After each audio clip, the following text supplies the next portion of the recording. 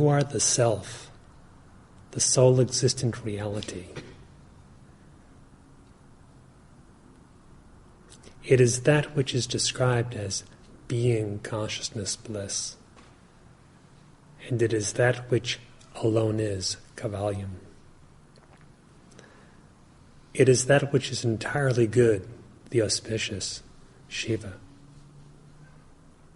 And it is that which is the expansive absolute, Brahman. That is what you are. And the Chandogya Upanishad says, Tattvamasi, that thou art, that you are. This is the instruction given for those who wish to be awake to the truth. That is, who yearn for self-realization.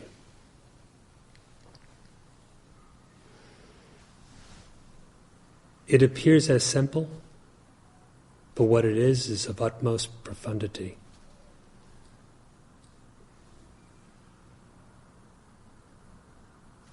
Thou art that.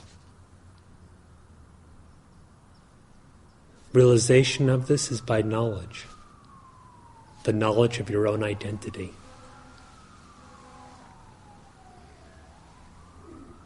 If you examine your own mind closely, you will see that every kind of bondage, every kind of difficulty has its root in misidentification. Specifically, it all starts with what the Maharshi referred to as the I notion. The subtle assumption of existing as some kind of individual entity.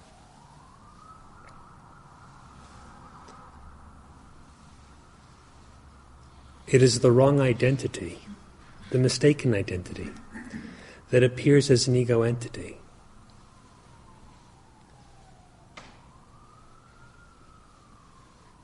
It is that ego entity that seems to have a difficulty in his own mind.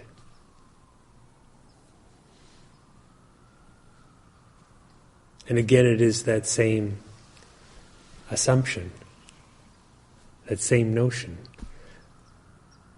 that experiences the difficulty of a bodily nature, which again is also just within the mind, who suffers due to its pleasures or pains, its limitations, its decay, death, etc. And similarly with the world, which is also within the mind, experienced from a supposedly bodily location, which is also within the mind. Difficulties with such are all based on someone, some identity involved with such. However the samsara appears, it is all maya or illusion, based on the wrong identity. A mistaken identity, a misidentification, has no substance. Its power, its falsely placed validity, all derive from you. The very supposition that there is an ego, a separate I, derives from you. Since the entire illusion, or delusion, is rooted in this I, which again is not so much a simplification by way of explanation, but rather looking at the deep basis.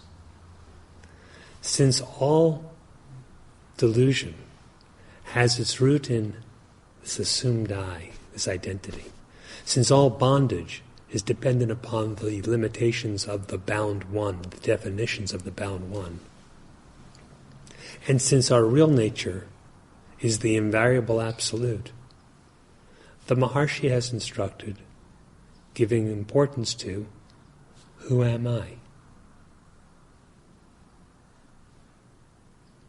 If only your own nature becomes abundantly clear to you in interior knowledge, there is all peace. There is then no disturbance to your happiness. and not the least limitation on the innate freedom. If only your identity is known as it is, then the great truth extolled in the scriptures becomes self-evident experience.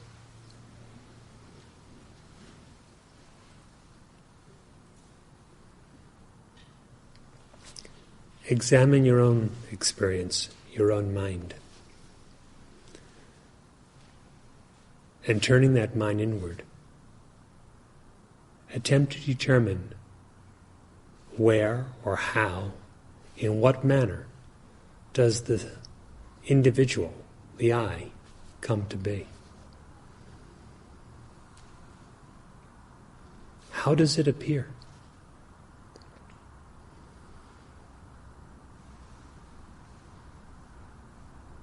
If your attention is such as to be caught up in the forms in which it appears, as a mind, as a body, with attachments and so forth, then first trace these back as to for whom they are. Whose are they? And then trace out the starting point of that I. If you clearly see with your own experience that your nature is that vast absolute, utterly formless and undifferentiated,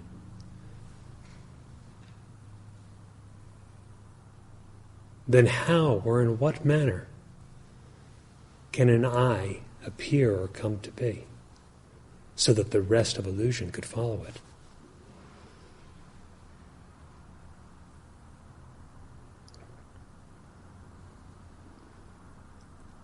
Look within yourself and see if you can determine what this I is. Can you see the I?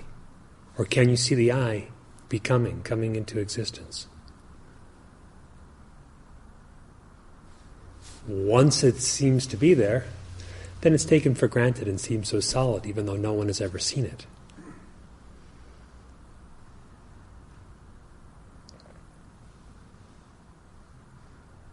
But look into its nature. What actually is there?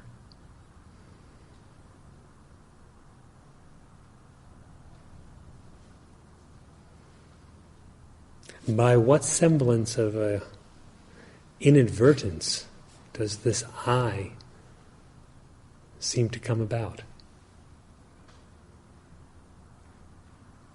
Look for it in this manner, and you will find the potential for delusion and the I itself to be non-existent.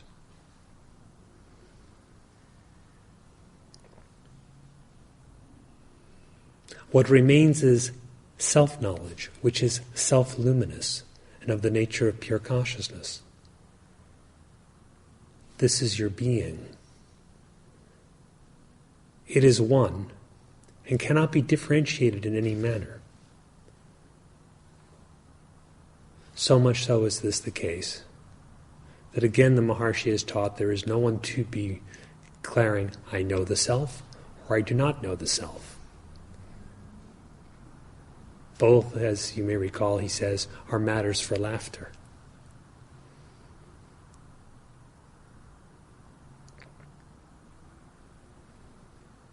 It is because there is no individual, no one apart from the self. So he declares that everyone experiences the self's existence, all of the time. There is no one else to do otherwise.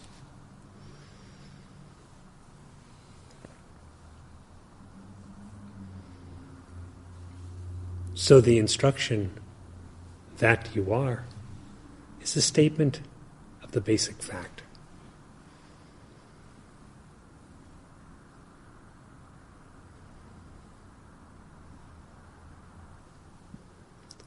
Therefore, abandoning any objective outlook, determine clearly what your identity, what your nature is.